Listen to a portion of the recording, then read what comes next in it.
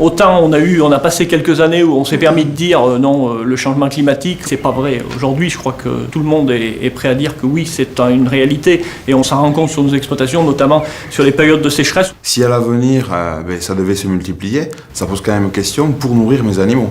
Comment je vais faire pour nourrir mes vaches ?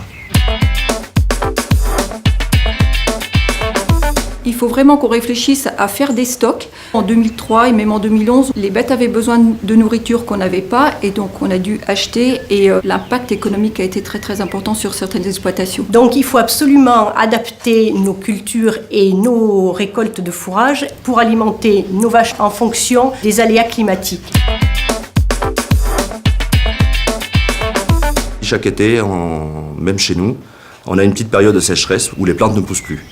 Donc j'ai semé aussi de la luzerne. Parce que la luzerne a un développement racinaire qui va loin dans le sol et qui va pouvoir utiliser plus l'eau qui sera en profondeur dans le sol et donc mieux résister aux périodes de sec. Et sachant que nous avons des années très sèches, eh bien, nous faisons des associations, c'est-à-dire que nous mettons différentes espèces d'herbes, que ce soit des légumineuses qui résistent bien au temps sec. On fait aussi des essais sur notre exploitation avec l'implantation dans le même type de mélange de prairies que nous faisions, mais on rajoute de la chicorée, qui est une plante qui a la capacité de s'implanter profondément dans le sol et qui, en plus, résiste bien à la chaleur. Et donc ça permet de garder des prairies qui sont appétantes pour les animaux et qui donnent une quantité de fourrage importante. Avec un peu de recul, je pense que le réchauffement climatique peut avoir un impact positif sur chez moi.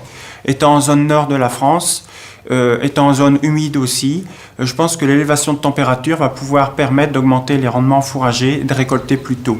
Et donc, si je peux augmenter mes rendements fourragers, diminuer aussi mes surfaces indispensables pour l'élevage et donc profiter pour augmenter mes cultures de vente. En Lorraine, on constate le développement de la culture du tournesol, notamment, qui n'était pas très peu présente avant, qui était plus réservée dans le sud de la France.